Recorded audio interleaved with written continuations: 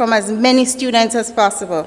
Last year, many participants struggled for various reasons, including research preparation and Wi-Fi capabilities. While these are typical of the challenges they face in pursuit of higher education or career goals, we do what we can to minimize disadvantages.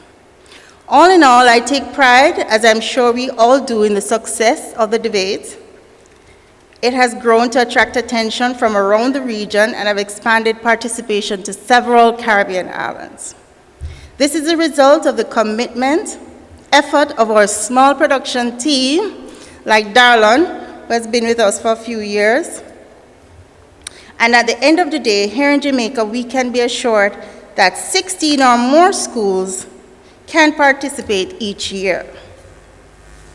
The students will now be better equipped to make critical career choices, and those that decide to pursue careers in tourism will set off on their journeys on a better footage.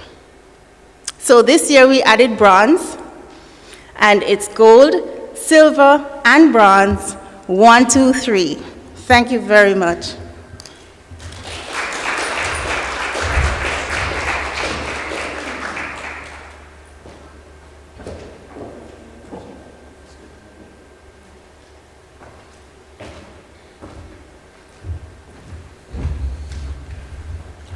Another round of applause for Michelle Tolo.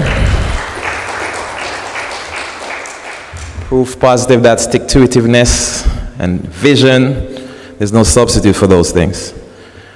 And while it is, before I go any further, I have to acknowledge the presence of my alma mater. I know it's a bit biased, but I see them here. I see the epaulets. This is my school, CC. All right. No pressure, no pressure. So while it's debatable, the reasons for some of what happens in the world, in our world, Jamaica, what's undeniable is that programs like this platform for young Jamaicans to express, shine, grow, and glow is absolutely irrefutable evidence and proof positive of what is right with Jamaica.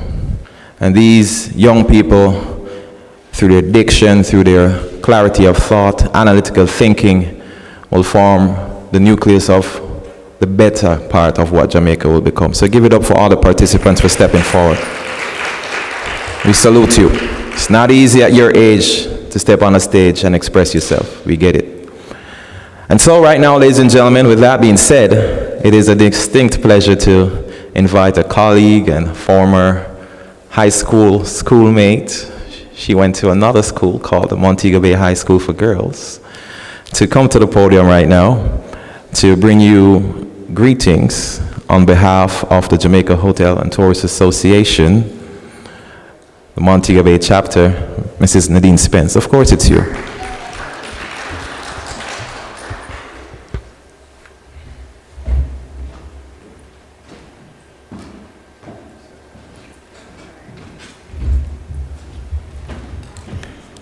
Thank you so much, Mr. Master of Ceremonies, my colleague. For a moment I thought, former schoolmate, wait. But I understand what he means. He meant that we went through high school together. We knew each other from way back when. And it's funny that we're in tourism together. Hello, Mr. Master of Ceremony. To our Executive Director of the Tourism Enhancement Fund, Dr. Kerry Wallace, my President of the Montego Bay Chamber of Commerce and Industry, Mr. Oral Heaven, Executive Director of the National Tourism Debate, Ms. Michelle Tuller, students, media, my fellow colleagues, distinguished guests, good morning. I bring you greetings from the Council and members of the Jamaica Hotel and Tourist Association. Congratulations to organizers of the National Tourism Debate competition for not just enduring the many challenges and excelling over a decade, and also striving to get to this position, but expanding the reach of the program beyond the shores of Jamaica and into the Caribbean.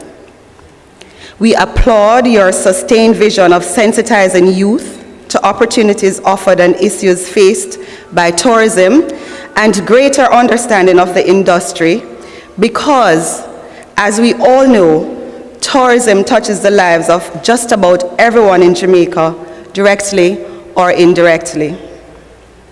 We know that at the core of competitive high school debate is the examination of every side of important, sometimes controversial issues in an atmosphere of reasoned argument and respectful discourse. This is a good thing, as it teaches students appreciation and respect for how others think and improves their ability to cooperate and resolve conflicts. And so, debating is an especially valuable tool in education, for all students, including at-risk youths. The benefits go well beyond that too, as research studies show that debating builds listening skills and confidence and contributes to discipline based on the long hours of research required to develop an argument. Clearly, debating is intellectually inspiring and promotes critical thinking. Studies also prove that debate students excel in written and oral communication, improves reading, and become self-directed learners, which allows them to take control of their education experience and continue to learn throughout their lives. We see this in the many former high school debaters who are at the helm of our private sector industries, corporations, and public sector bodies. They are leaders in school communities and various sectors of the society, including tourism, of course. The JHTA can attest to that. With all of these benefits, we all agree that this tourism debate competition is invaluable, not just to the tourism industry, but the nation as a whole. We look forward to the discourse this year and wish the various teams well. Again, I will be in the audience and I'll be cheering you on.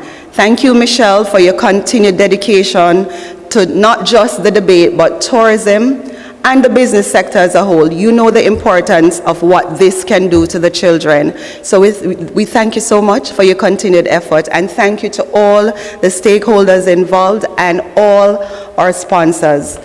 We at the Jamaica Hotel and Tourist Association continue to endorse this event and give it our fullest support. Thank you.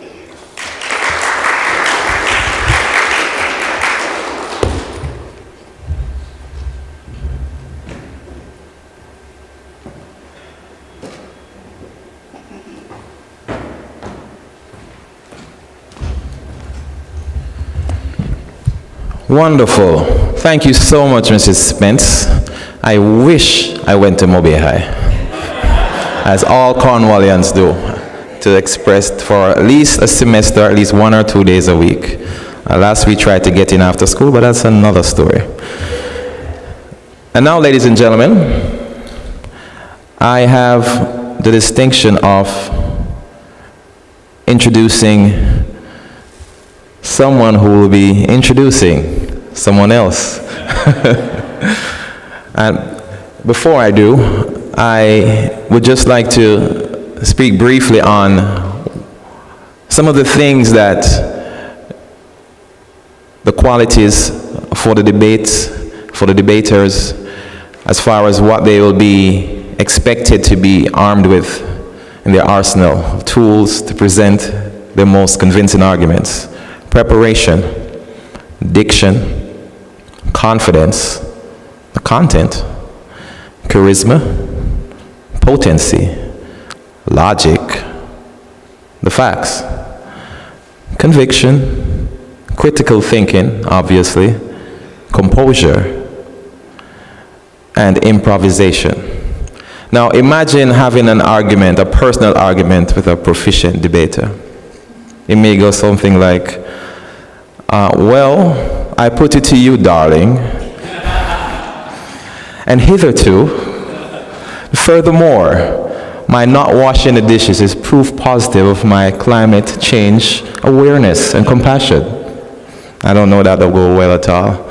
But what I do know is that without the support of and the inspiration of persons who will be coming on stage now to do the introduction and who will be introduced, they'll see the composure, the diction, the mannerism, the way they carry themselves, how it matters, because a lot of the times it's not about what you know, but how you present yourself.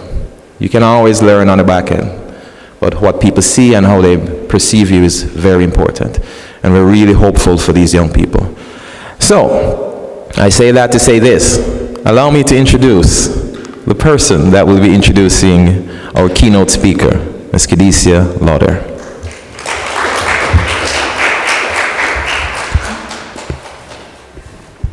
Thank you so much. Good morning, everyone. How are we doing? Good? Yeah? All right. Thank you all so much for coming out. It is my esteemed honor to be able to serve you today in this way. So, Dr. Kerry Wallace, I have quite the introduction for you. I hope you enjoy it. So today I have the distinguished honor of introducing our speaker, a man who bears many titles, a man who needs no introduction. However, formality would suggest, given the forum in which we meet today, it's warranted. So here goes.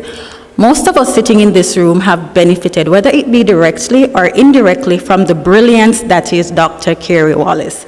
Dr. Wallace is an incredibly driven professional with passion, wealth of experience, and a track record of success. Serving as the Executive Director of the Tourism Enhancement Fund since March 1st, 2017, he is responsible for directing and managing the agency in fulfilling its mandate of promoting growth and development in the local tourism sector. Prior to joining TEF, Dr. Wallace was a senior consultant with T2 UK Limited, one of the world's leading providers of psycholinguistics, where he guided blue-chip clients to optimum operational and customer performance. In addition, he led T2's growth strategy through new product development and expansion into international markets. Dr. Wallace's experience in tourism spans some 23 years. He held the position of Chief Executive Officer of S. Manley Wallace & Sons for some 13 years, using his aptitude for business to expand the family enterprise from one hotel to a group of companies, including 3 hotels, a shopping mall, and a nightclub. Nightclub? Okay, that's dynamic. Prior to joining the family business, he was managing director of Mariners Resort, where he transformed the hotel from a bed and breakfast to a successful all-inclusive facility. Dr. Wallace holds a Doctor of Psychology in Social Psychology from Cardiff University in Wales, an MBA in Finance from Cornell University, New York, and a Bachelor's in Computer Science from our very own, my alma mater, the University of the West Indies, Mona. Additionally, he is a certified project management professional and is proficient in conversational German and Spanish. If you aren't impressed yet, let's get on board. Ladies and gentlemen, please join me in welcoming our speaker for today, Dr. Kerry Wallace.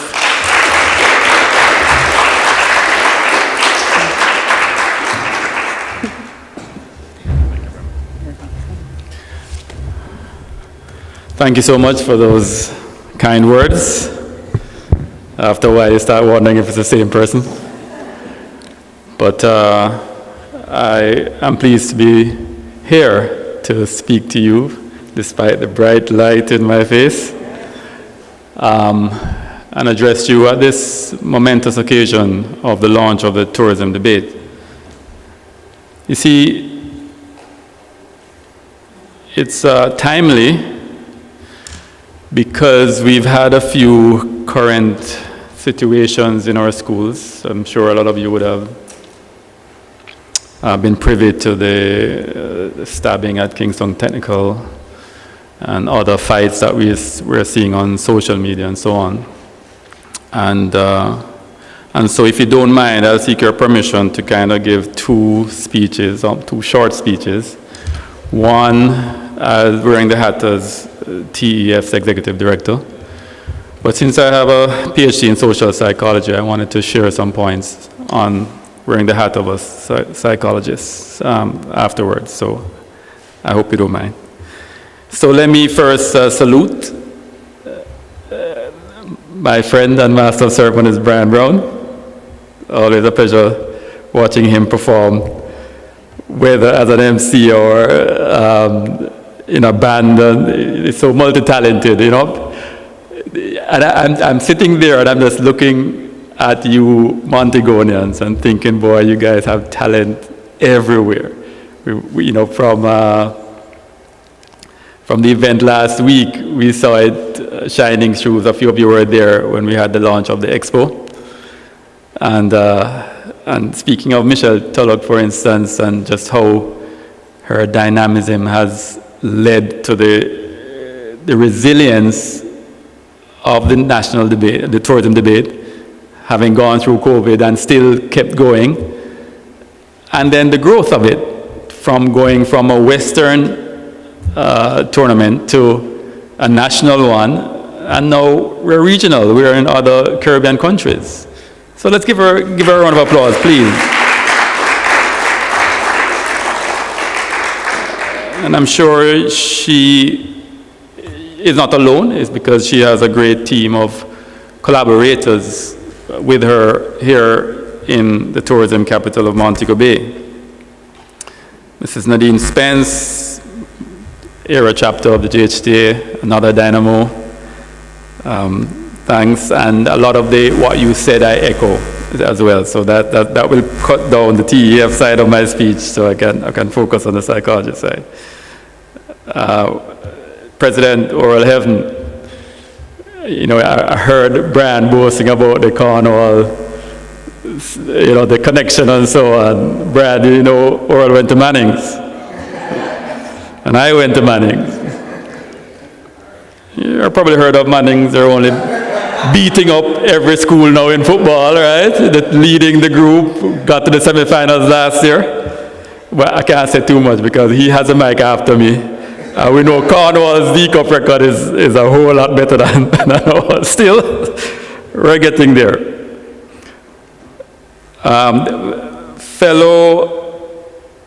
Fellow sponsors, so crucial. I mean, TEF is proud to have come on board as a title sponsor, but it speaks a lot louder when there are multiple sponsors, multiple stakeholders who are part of it. It's a message not just to the organizers, it's a very strong message to the children, knowing that the community surrounds and collaborates and comes together to provide programs for their development. So thanks to all the other sponsors as well. Now, on the TEF side, we want to say that, yes, we have sponsored, I put it in quotations, to the tune of $3.5 million for this program because we believe in the development of our young Jamaicans, especially our bright young Jamaicans, and to guide them towards the number one industry in Jamaica, which is tourism. If you think about it, there's a bit of a gap and a disconnect. And there's a saying that you never waste a good pandemic. So having gone through COVID and had a reset of tourism, we have an opportunity to rethink, to bridge all those gaps that we found there before. And one of the gaps in terms of human resource that we have is that tourism is our number one industry in Jamaica, has the fastest growth. Tourism has grown, in the last 3 decades, tourism has grown 30 times the national growth. So whereas the rest of the country, the whole country, is growing at this rate, tourism grew 30 times Jamaica's tourism. And the potential for growth is still there, right? As I drove in from Kingston, I passed new plants, new hotels being constructed. And the demand for new investments are just as strong as it was before the pandemic. So I say it's the number one industry, and I speak about the disconnect with the human resource. Because if you think about it, let's take Guyana as an example. Ghana just found reservoirs of oil, huge reservoirs of oil. And as a Caribbean brother or sister, we would kind of want the best for them. So we would really like to see them quickly channel their brightest minds into chemical engineering or, areas where they can ride on that benefit of the oil reservoirs that they have there. Whether it's the top jobs in the refineries, whether it's in supplying the pipes or whatever, all that's needed for the refineries and all the oil production to happen, you would want that natural asset to be converted into wealth for the people of that nation. In Jamaica, our natural asset is our tourism assets. It's our beaches, our rivers, our waterfalls, our valleys, our mountains. It's our diversity, it's our gastronomy, it's our cultural assets as well too. But it makes us in the top 10 in the world as far as brand and reputation and how sought after we are as an industry. No wonder we're growing 30 times the national average, because this is like having great diamonds here, our natural assets that people want. So they travel thousands of miles. They're traveling more to Jamaica. Jamaica has the highest repeat rate in the entire Caribbean. 42% of the visitors come back a second time. So are we aligning our human resources with the number one industry that has the greatest potential for growth? And if you think about it, let's pull Cornwall again and say, okay, the top 10 brightest boys in Cornwall. Here we have the number one industry in Jamaica, that will provide the jobs, the opportunities. And if I say to you, what's the chance of us going to Cornwall and say, pick out the top 10? And is it the case that all the teachers, all the parents are saying, listen, go into tourism because tourism is number one industry? Odds are they're not. They're saying to turn a doctor or turn a lawyer or turn an engineer or turn things, actuary, things that, I'm not saying it's a bad thing. I'm just saying the alignment to tourism is not there. So much so that when we now need those bright adults to take the top positions, to have loads of responsibility, to run a 2,000-room hotel, to be the exec chef that has the knowledge of cuisine and chemistry and all these things, to food and beverage management with cost control and complexities. We find that we have to sign work permits to allow foreigners to come in. It's a travesty. And those are the jobs where they have the Audis and BMWs and nice houses in the hills. And yet our Jamaicans know that our educational systems steer into other channels. They then graduate and they look to going abroad to then have a semblance of that lifestyle. We have the positions here, but they're not steered into those channels. So we then have to import. So there's a disconnect. Hence, we're here pumping support into things like this, the national tourism debate, so that the conversation can begin at the high school level. Because I know, and I heard you, Nadine, I agree, to debate, to be on this program, you have to be cream of the crop.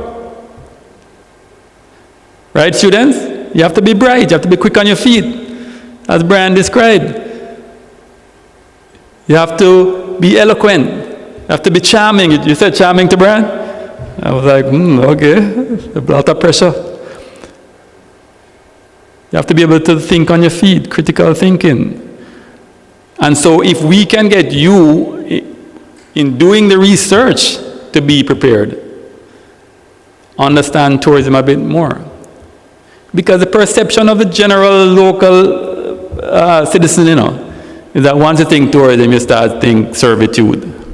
You start thinking waiter and bartender and groundsman, and you think they think of the lower positions.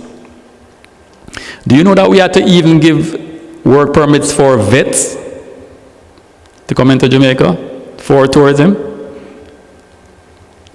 Vets, veterinarians, for the dolphins, because they're fish animals and so on, mammals, but dolphins are mammals, that are here, that are part of the tourism product that require those services to support. Engineering, construction, manufacturing, agro-processing, so many areas that are not necessarily inside the hotels, but we need the human resource, we need the talent to be there to make us thrive. In fact, the logistic chain challenges that we've been having since COVID has made a lot of persons stand up and think that, hey, yes, it was easy before to bring things in from China and so on. Now that that has become more expensive and that has become a challenge, you start look within to say, but why couldn't we have it produced here, or at least have a substitute here, a local substitute? And then you start thinking creatively, can we make that local substitute actually better than the original? Whether it's from a health and wellness standpoint, more nutritious, or whether it's from a cost-effective standpoint, or whether it's from a quality standpoint, or whether it's from a branding standpoint. The branding is an advantage that we have as Jamaica that many other countries don't have.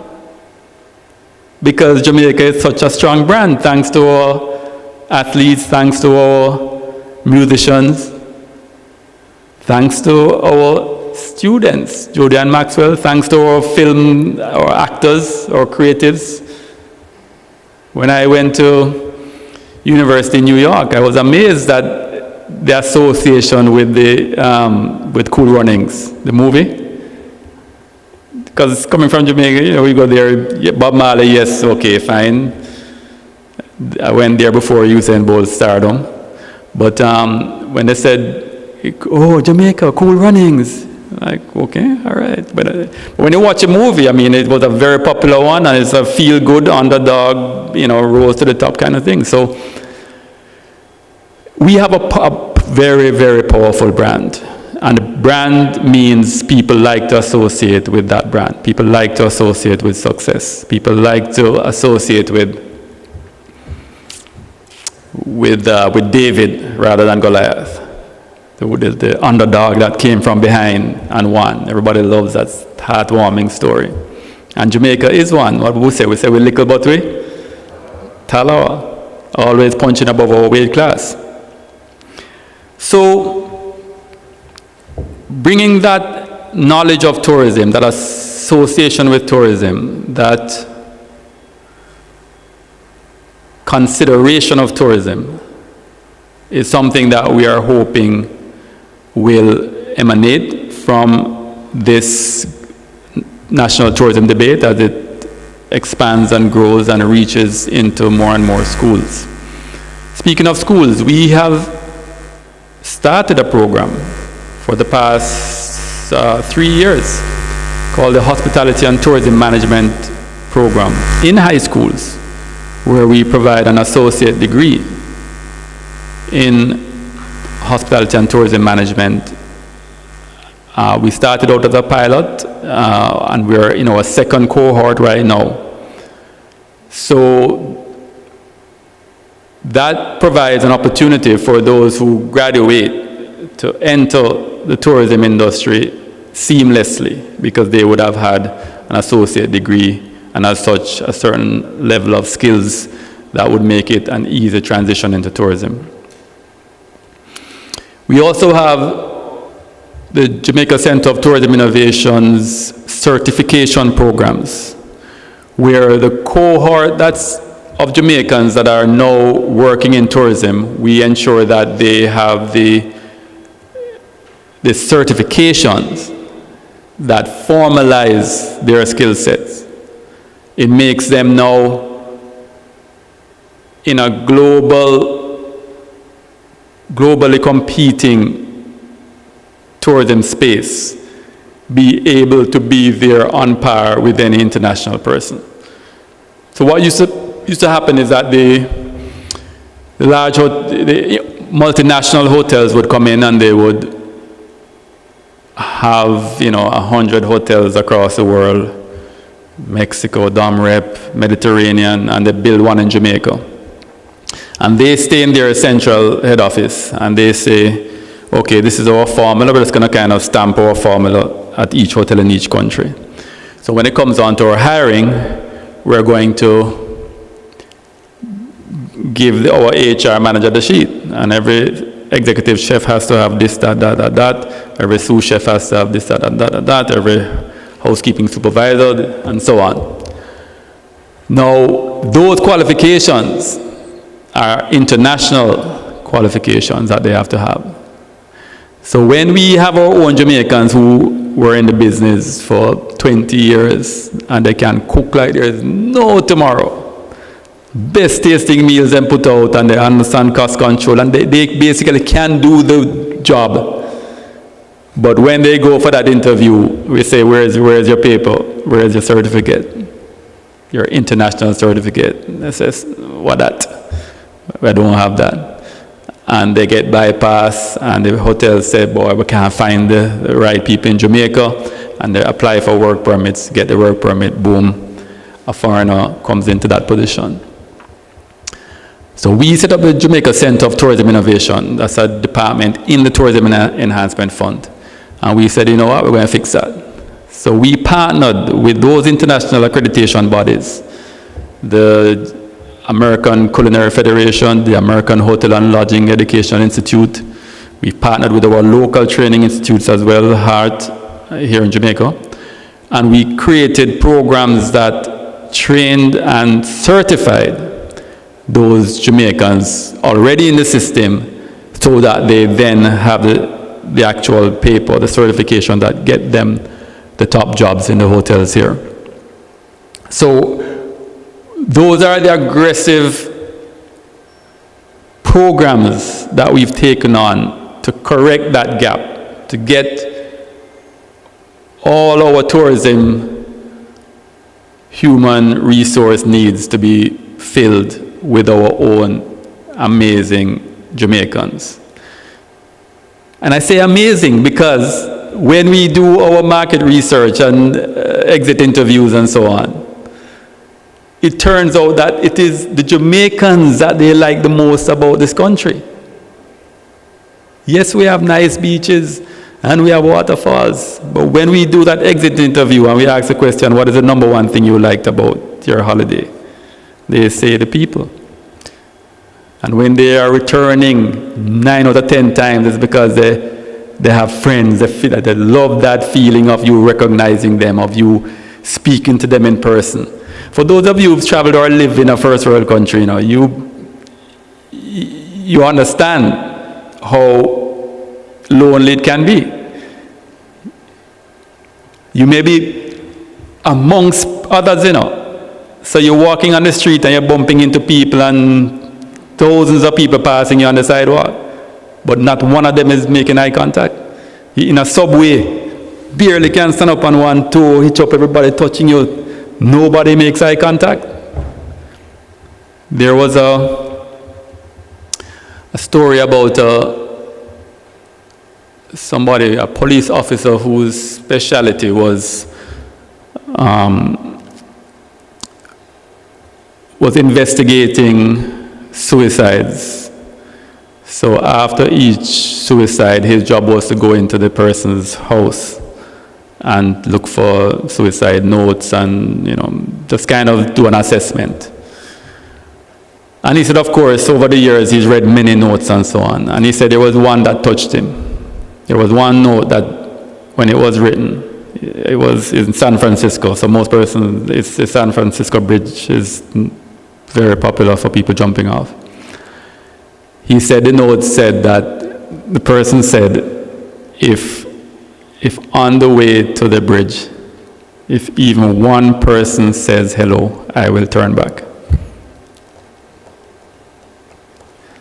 And obviously he didn't turn back because nobody, not even one other human being said hello. Which in Jamaica, blows our mind. That's nonsense. We can't even walk past a person in the hallway and they don't at least give you a nod and maybe it's a small island thing. We train that boy, if we don't know the person going to know somebody who knows, probably your mother or father, so you better be nice to them or you might get a beating when they go home as children. Well, at least in my days, that's how you were kind of brought up. But it comes natural to us as a people to wish others the best, to want to talk to others, to bust a joke, to get persons to laugh. We are not satisfied unless after the interaction with any person, they feel better afterwards. And so I was at a function on Saturday night, and the guest speaker was Adam Stewart.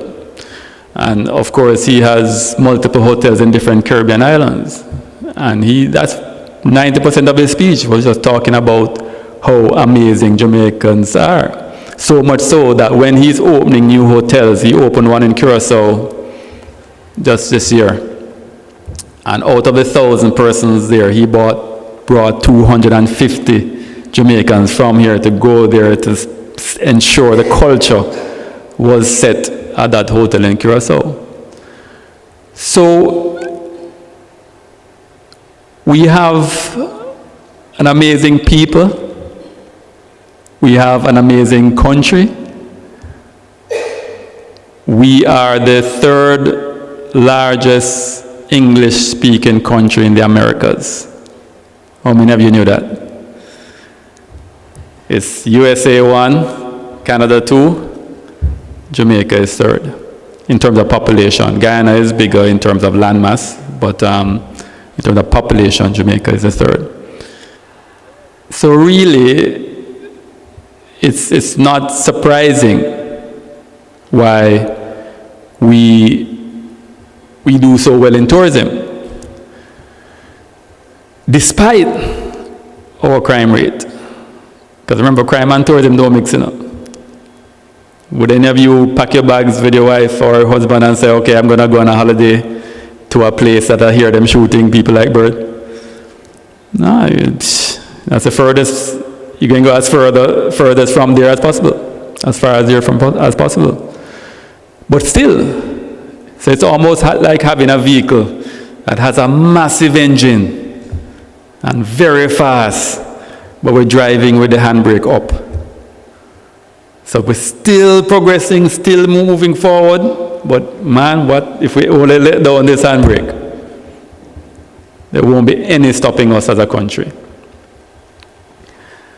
So speaking of that antisocial behavior, I wanted to then speak a little about social psychology.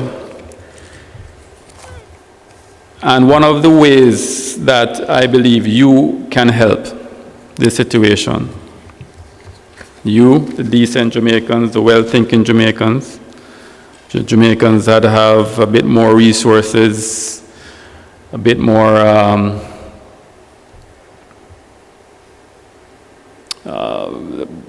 support, is I'm going to ask you to recognize the influence that you have over others around you. It's what they call social influence. You see, because one of the things that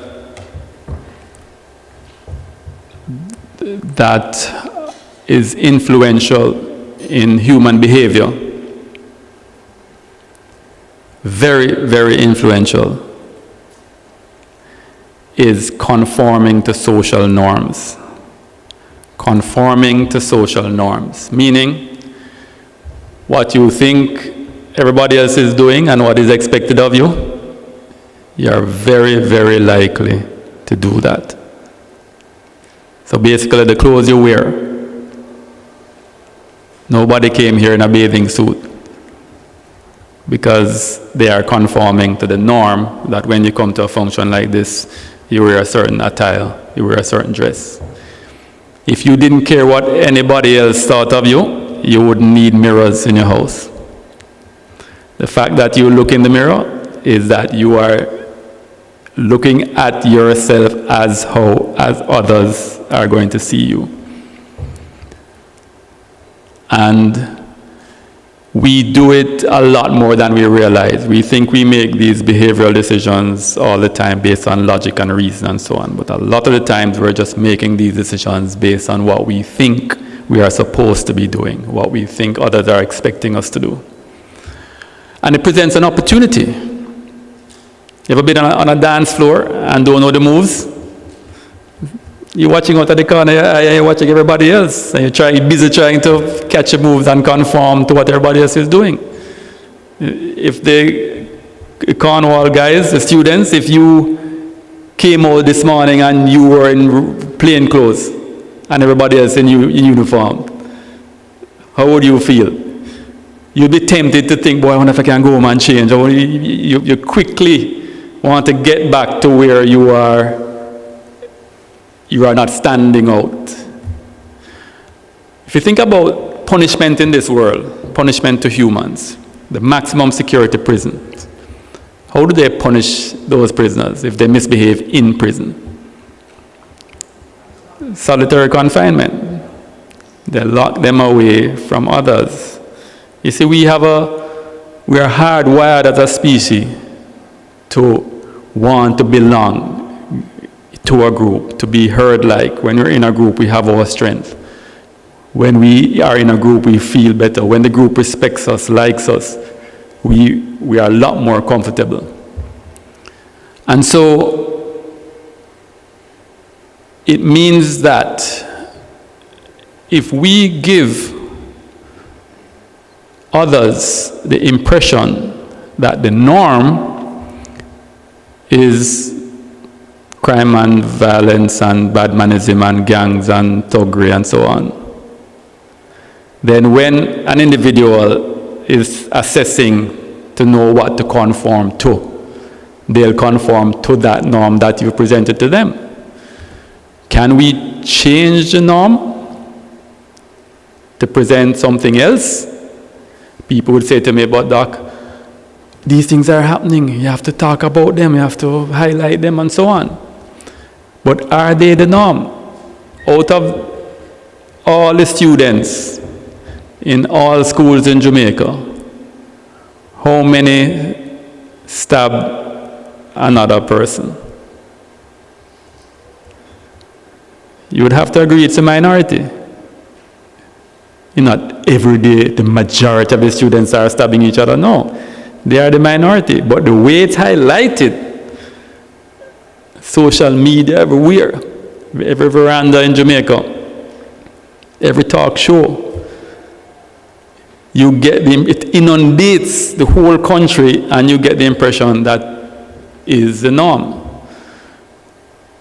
There is a theory called the broken windows theory, where when you create impressions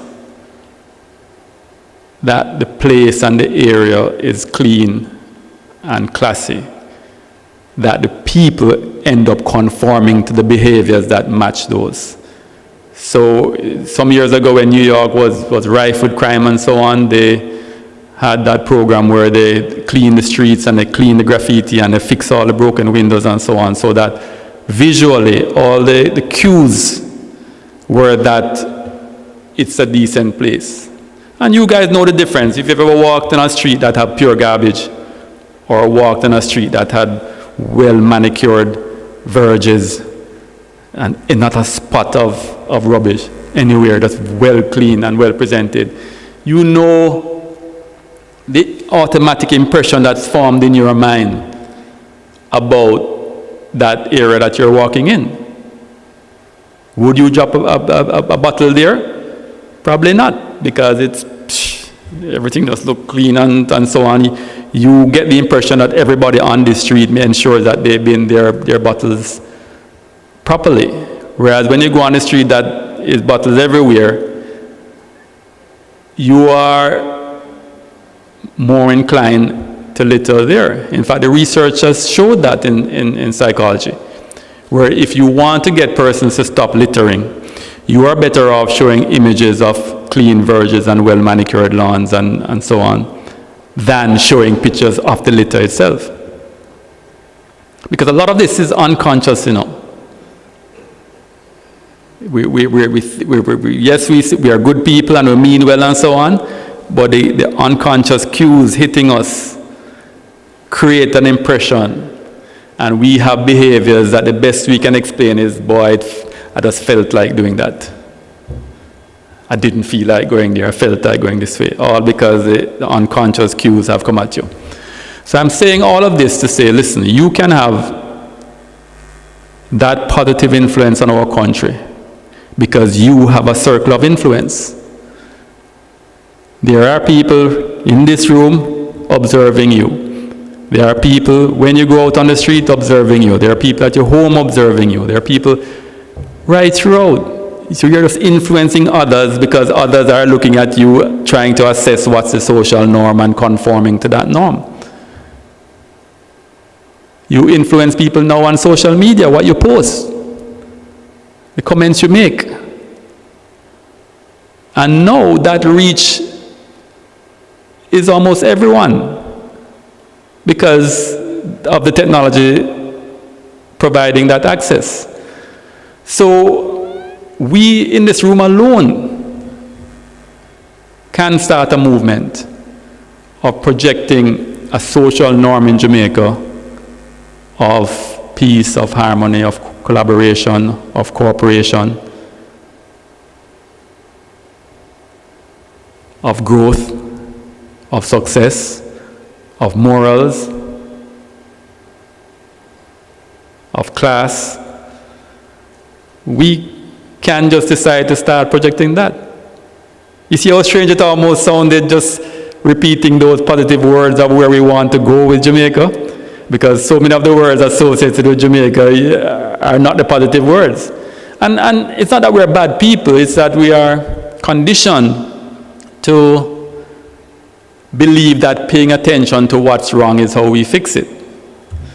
But it's funny, it's when we give energy to what's right, we lead the herd, we lead the people in the direction of those social norms that we present.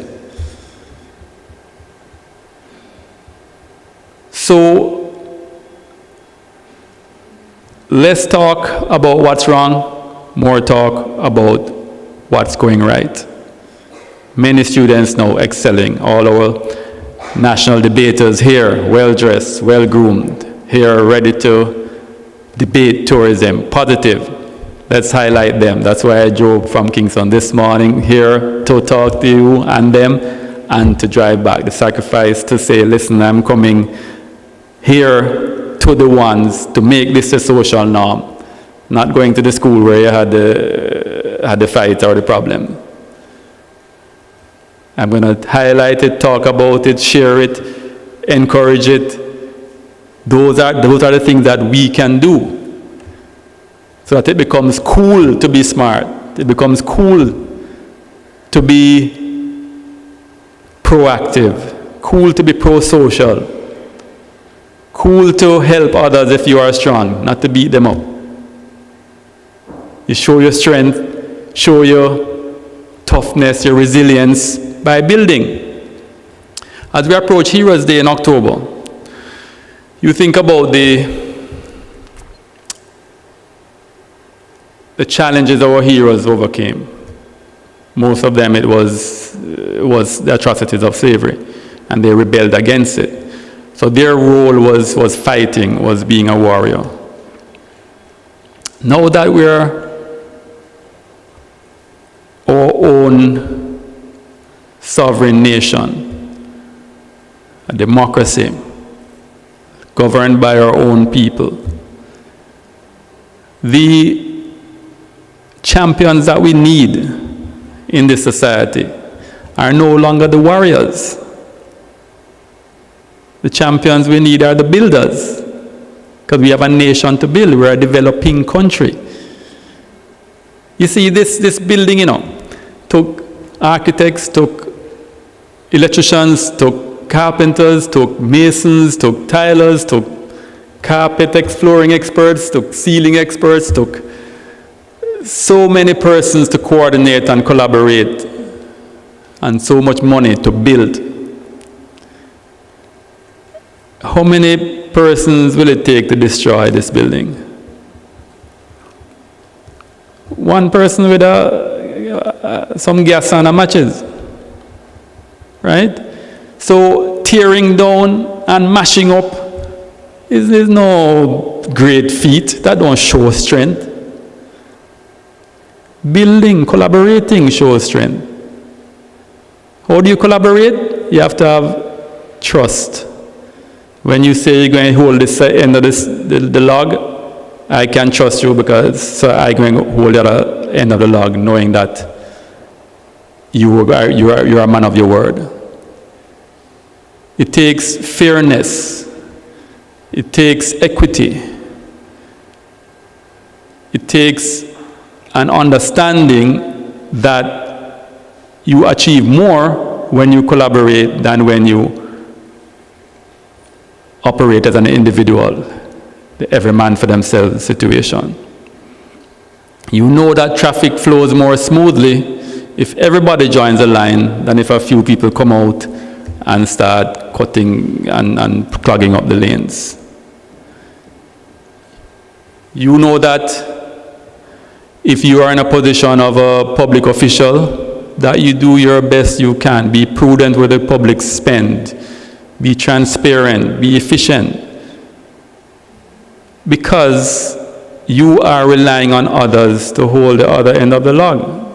So you build a nation with the people. There's no way you can build it if you are not trustworthy, if you are corrupting government or in your role. So a lot of persons don't even see the connection.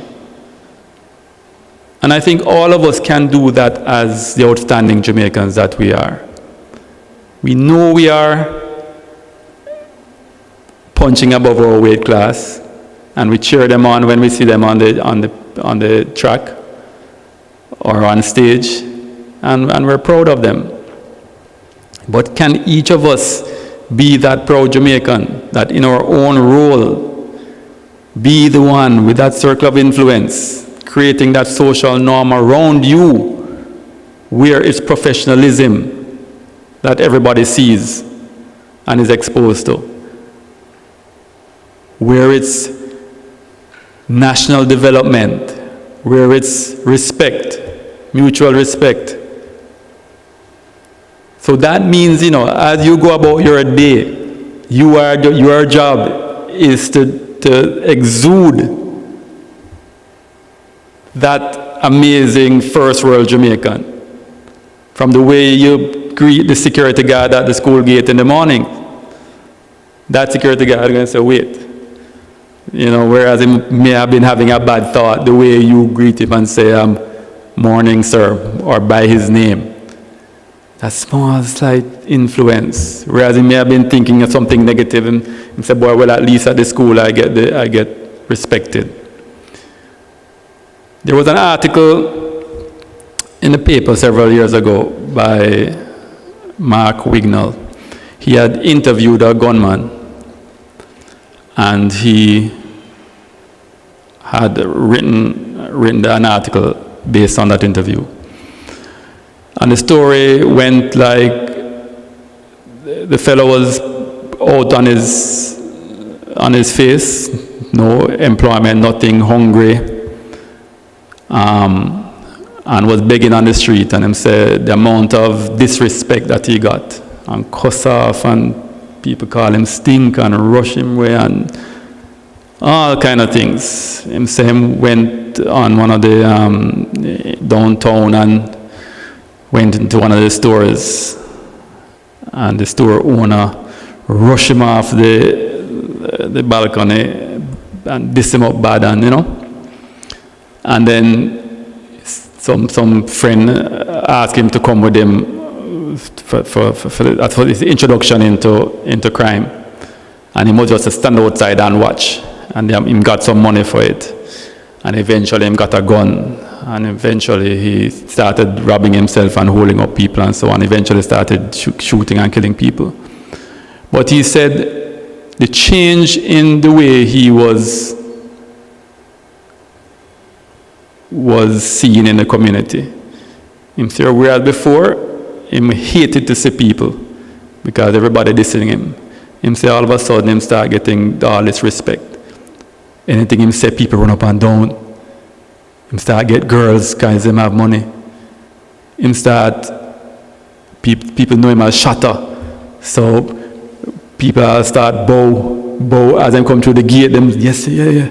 Before them come to him and ask him for favors or whatever the case may be. He say when he held up the same store owner and the guy wet him pants, and him said the guy, stop calling him sir.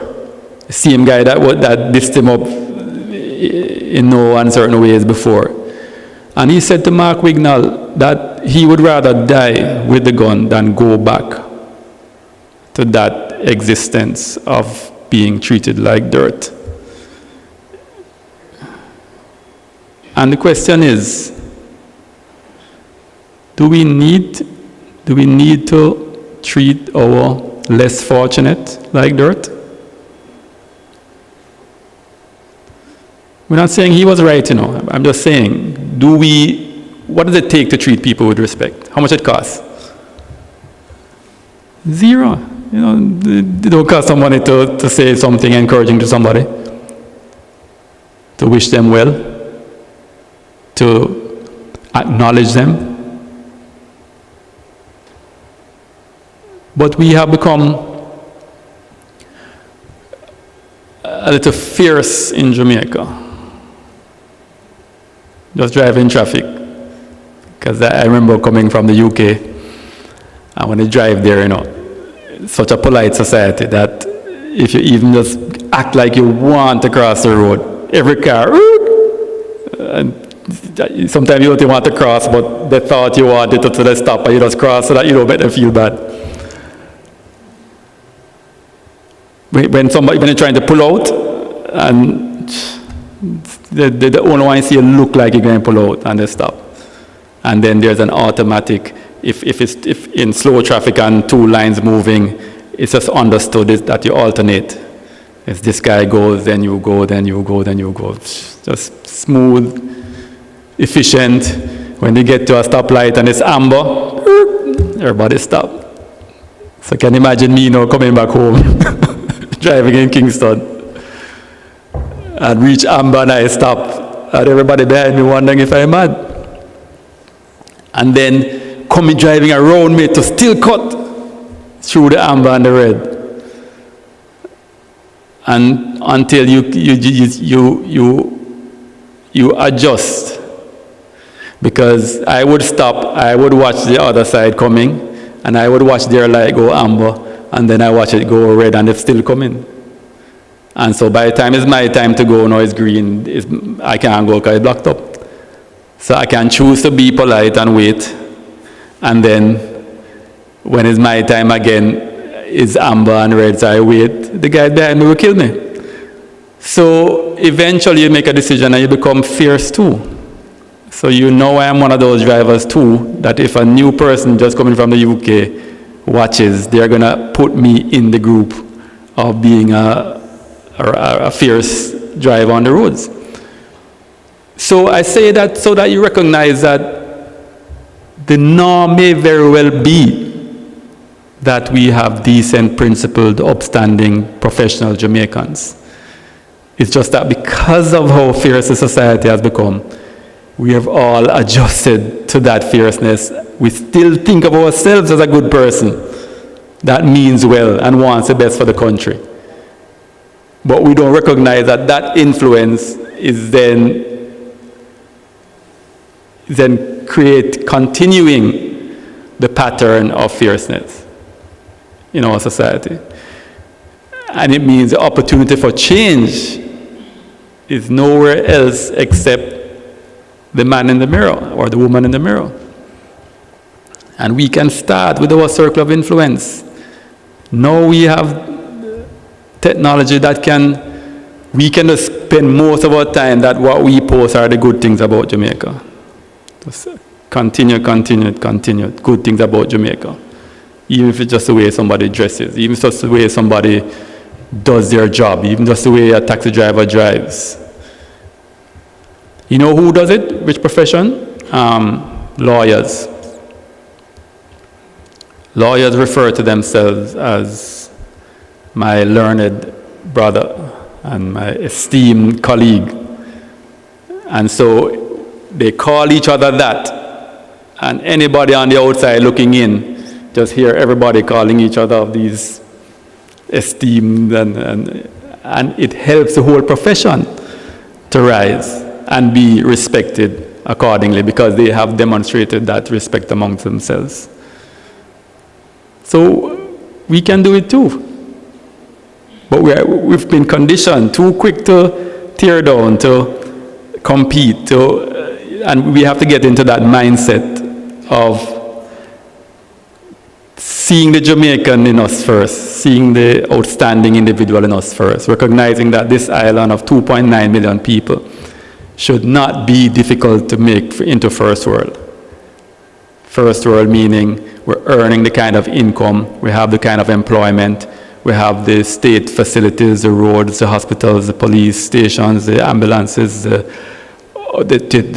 support for tuition, the support for healthcare, all those things that you have in first world countries where a lot of people from Jamaica go to for that experience. We can have it here in Jamaica. The income can be from tourism alone, much as other industries that are thriving. So I hope you feel my optimism and enthusiasm.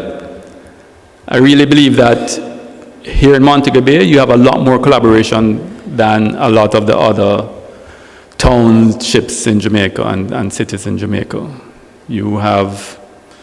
I've watched as a person from Negril now residing in Kingston, where your collaboration with your ministers, your MPs, your Chamber of Commerce, your GHTA, your NWAs, your NWCs, just a lot of collaboration, and no wonder you have been growing so well and growing so fast.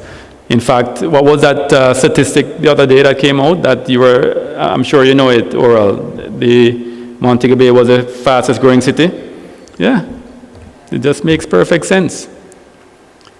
And before I go down, I'll give you one more reason just to reinforce. Many of us see the atrocities the white race has done against non-whites. But if you focus on what the white race has done for the white race, meaning their in-group, we being their out-group, we Black Lives Matter, and we fight, and we know the oppression, and we know the slavery, we know all that history. But one of the things that we need to focus on as Jamaicans is what they did for themselves, the in-groups.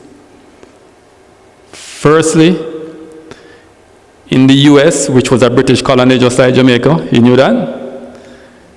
When they gained their independence, because most of the whites, they were running from persecution, or whether religious persecution or, in fact, in those days, Europe was mostly monarchical.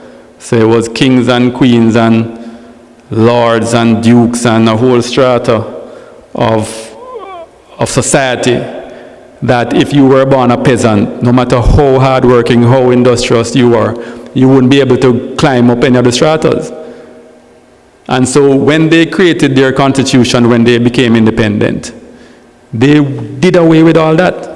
They said, listen, they're writing a constitution for the liberation, the freedom, for pursuit of happiness. No matter who you are on your own industry, we are going to help you to rise to the top.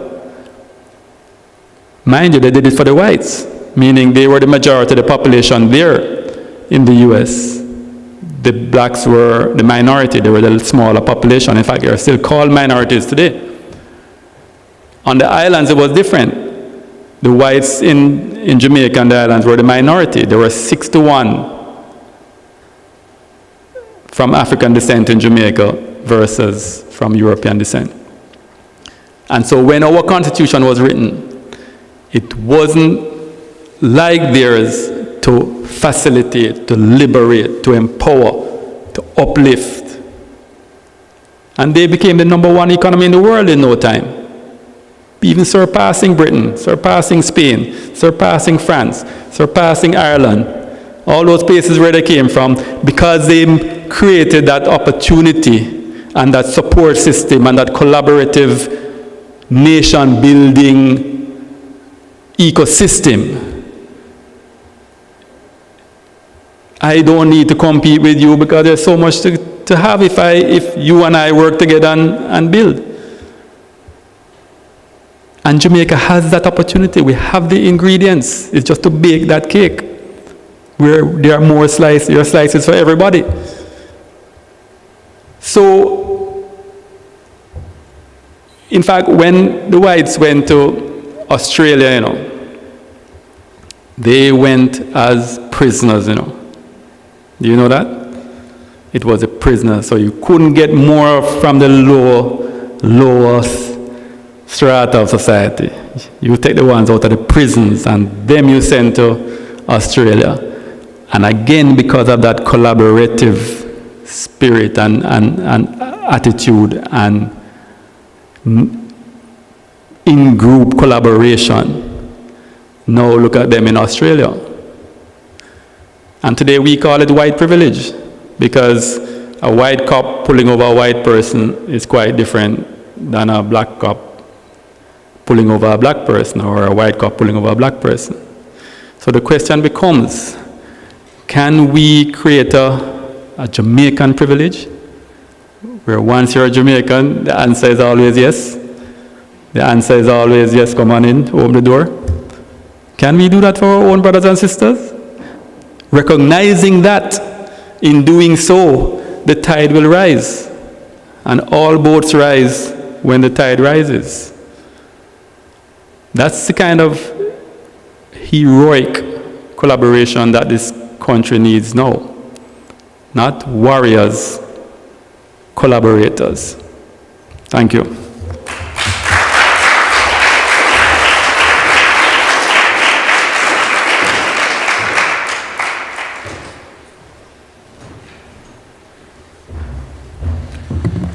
Wow.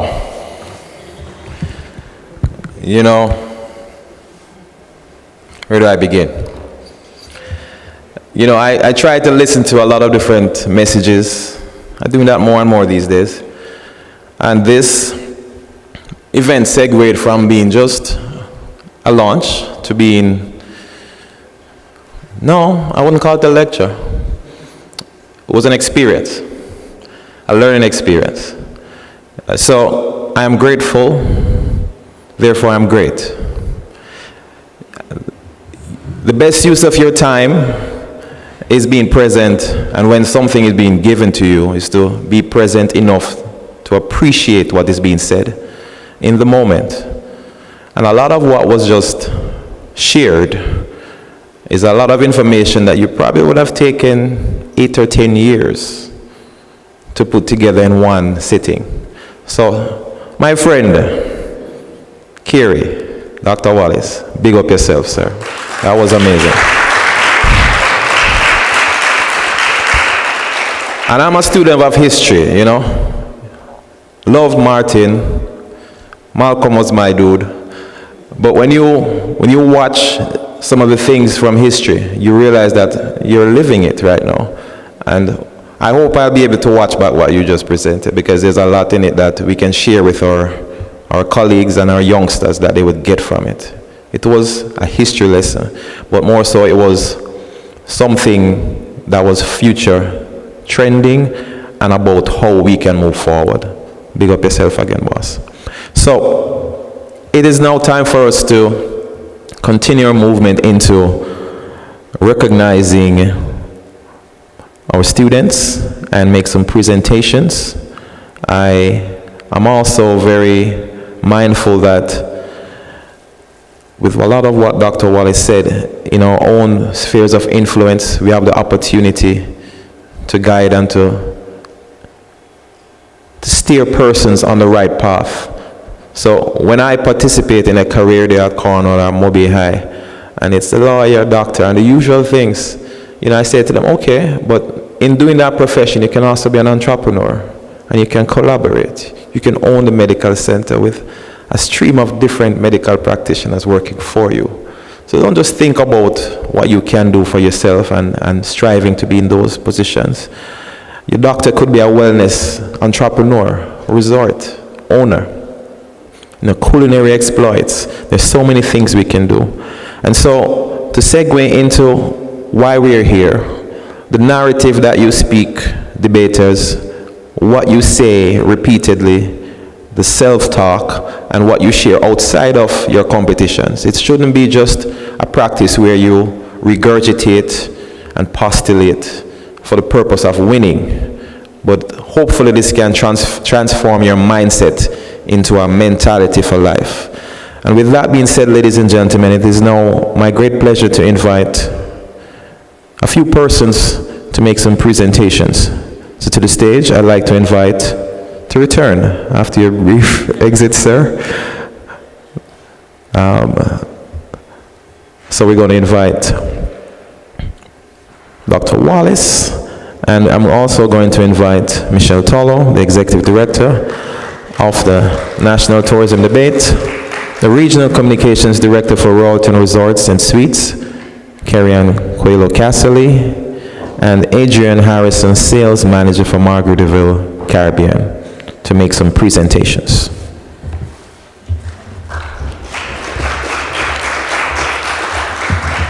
Thank you, our Master of Ceremonies, Mr. Brian Brown. I also want to thank the Montego Bay Chamber of Commerce. They have endorsed this competition now for quite some time, I think 4 or 5 years, and the Ministry of Education, and who am I forgetting? Sandals. Crisano, who is new to us. He came on board as a sponsor last year. Was it last year, Sandals? So Sandals is now a sponsor for the regional part of the competition.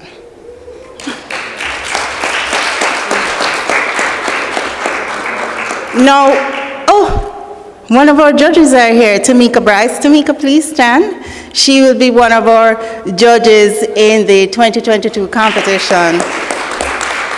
And she is one of our attorneys here in Montego Bay, right, Tamika? So she came in a little late, but as you know, as a lawyer, you have court first. In 2010, when we started the debate, we started rough. In 2013, we tried to find a home for the National Tourism Debate, and so we moved to Iberia Star. At that time, Mrs. Kerry and Quayla Castley, by the way, Brian, and who else was saying it? Kerry and I went to school. We actually went to school. We both went to Meadowbrook High, and so this is a pleasure. So Kerry Ann started with us. We expanded. The Minister Bartlett at the time thought that we should go national because we were just Western, and so we decided to go on CBN TV, and Kerry and Quayla Castley came forward and helped us. She moved from that hotel, and on moving to Royalton Resorts, she took us with her. So she is one of our sponsors now for over 10 years. She gives us the prizes for the coaches, and she assists us with many other things. So Kerry and Quayla Castley, can you come forward? I'm going to give this to Dr. Kerry Wallace, the Executive Director. You're going to hand over, so we're going to ask you to come forward for the photo opportunity.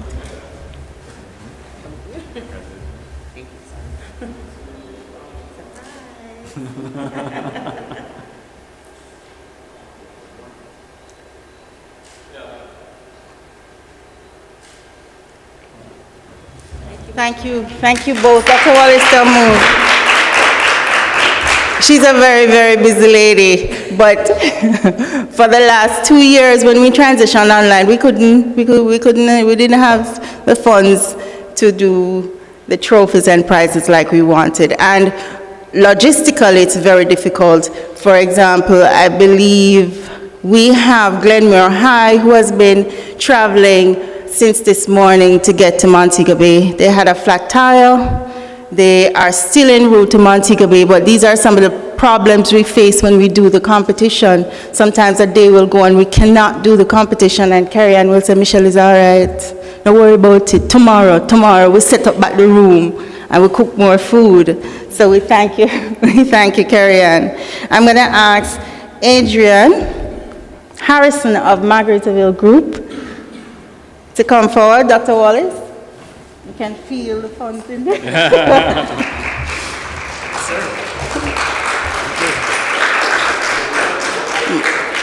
Margaretaville Group and I, we go way, way, way back. I don't want to tell you how old I am. Brian knows, but don't say a word. My first job in Montego Bay was at Margaretaville Group. And even though I exited Margaretaville Group, they were one of the first persons to come on board. Mr. Ian Dare, who is now chairman of the TPDCO, he has given us his best wishes this morning. But I remember I left. I was not Margaretaville anymore, and I called. I said, Mr. Dare, I want to do this little competition. And he said, yeah, man, no problem. Trophies, awards, everything. And since then until now, Margaretaville has grown with us. So, thank you to you both. I have been wanting to give you these awards for a few years now, but Dr. Wallace made it possible, right? Thank you, ladies and gentlemen.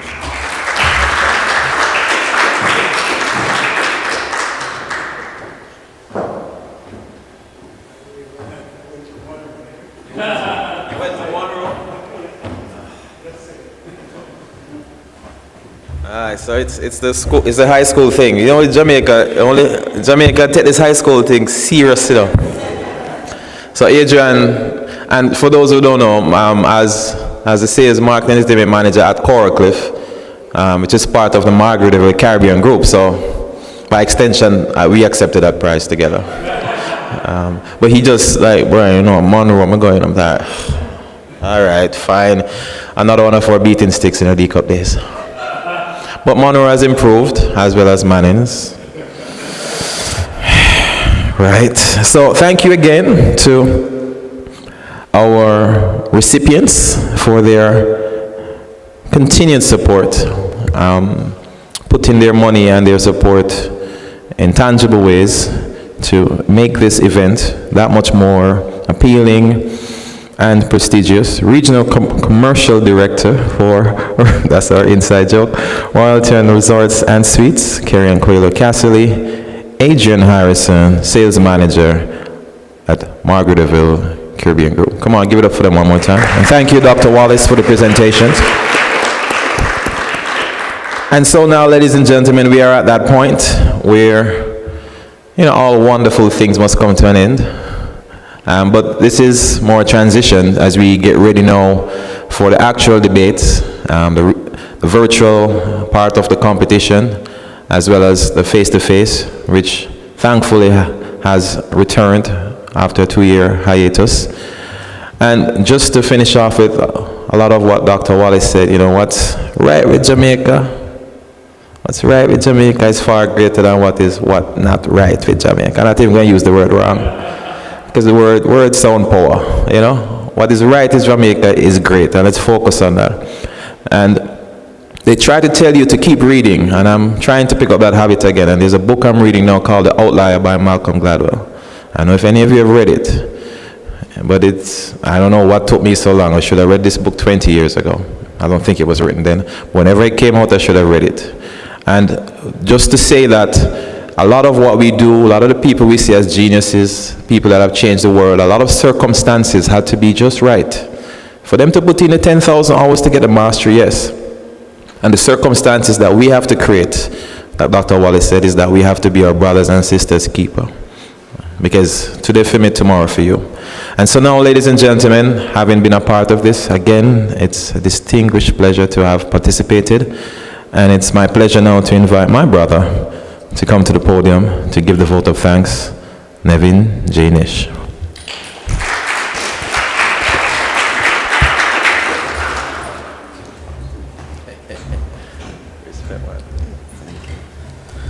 Thank you, Master of Ceremonies, Mr. Brian Brown. But it will not be remiss of me to say Bobo Skiwa. And Sir Adrian, big up yourself. Monroe, rah, rah, rah. Our sphere of influence, as Dr. Wallace would have shared, we spread it over Cornwall College and over the Mannings High and elsewhere. So, thank you. But our children, of course, have grown up. And I heard Michelle Tolo speaking that, oh, this little competition. But after 12 years, it has grown.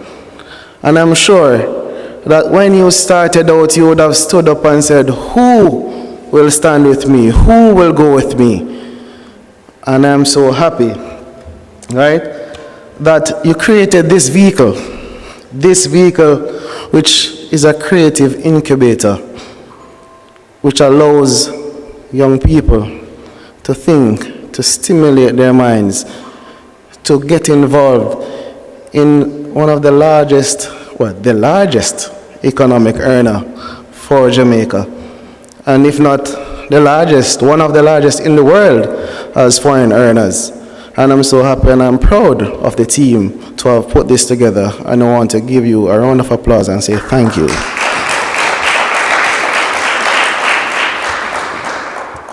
You see, the education system in Jamaica, it teaches us a lot about recall and conditioning, and so to see things of this nature which encourages holistic learning, thinking outside the box, alignment, which Dr. Wallace opened our minds, getting involved, taking us on a journey, to make sure that we go for the top jobs.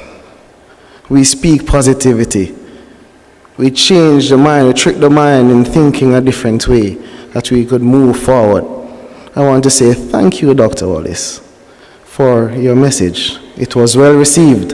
And of course, I'll go home to my daughter who wants to be a psychologist and share that, listen, you're right. This is the way to go. So thank you again. I want to put our hands together for Dr. Wallace. To our sponsors, the Tourism Enhancement Fund, CGM Gallagher, Parcel Post, JHTA, thank you, Madam Nadine. The Choca Caribbean, Origin Juices, Stony Ward Transportation, Camco Manufacturing, Hotel and Supplies, Pier 1 Restaurant and Bar, Margaritaville Group, Intelligent Limited, Starbucks Jamaica, Royalton Resorts, Mrs. Quayla, costly. The Jamaica Observer, Fontana Pharmacy, Moon Palace Jamaica, Iberia Star Resorts, PBCJ Jamaica, or other media groups, stakeholders, schools in the competition. I want you to give yourselves all a round of applause.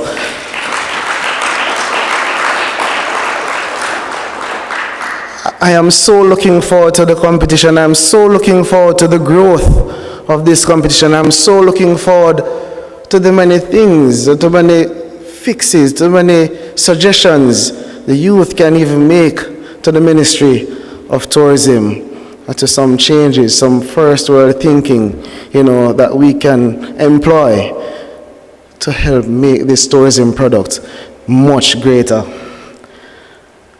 And I want to say thank you so much to the Montego Bay Convention Center, the staff from the security at the gate to the very top for allowing us this room, and of course for always putting together an excellent hosting place for us to be here. So thank you again, Montego Bay Convention Center. Please give them a round of applause.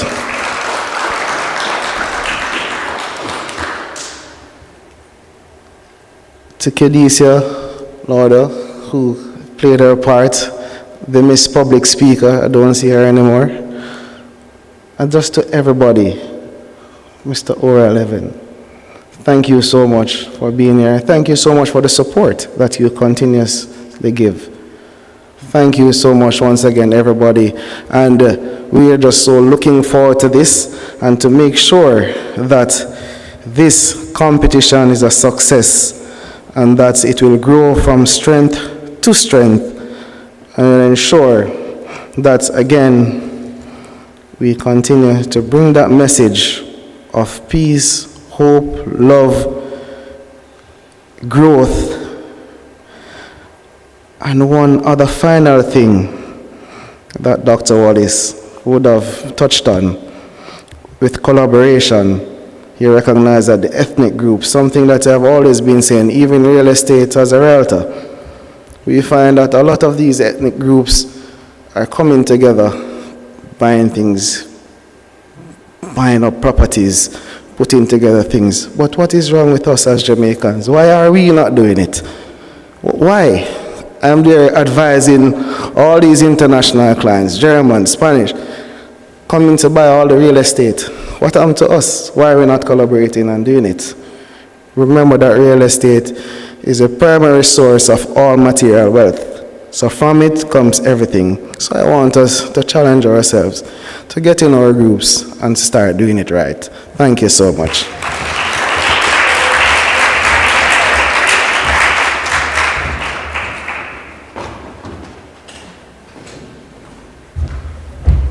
I think I can safely say that this has been anything but the run-of-the-mill media launch. I've never been to one like this, and I look forward to more like this. This has been a worthwhile endeavor, and let me now take the opportunity while we close to tell you all the high schools that will be participating this year. Calabar, Immaculate, Glenmuir, Cornwall College, Holland, Bel-Air High, the returning defending champion. I saw that photograph. Big up to Bel-Air. Charlemont, Wolmer's Girls, Edward Allen, Jamaica College, York Castle, the Carteret College, Wolmer's Boys, and girls are there. Okay, so there is a 1/8 chance that a Wolmer's school will win. Manning's High, Kingston, Manning's High, Kingston College, and St. George's College. Give it up for all 16 schools, ladies and gentlemen. So let the debates begin. All of you are winners already for just showing up. 16 best in the country. There are many, many high schools in this country. 50% of winning is just showing up. So we look forward to learning and being inspired. Thank you so much, and have a wonderful and productive rest of your day.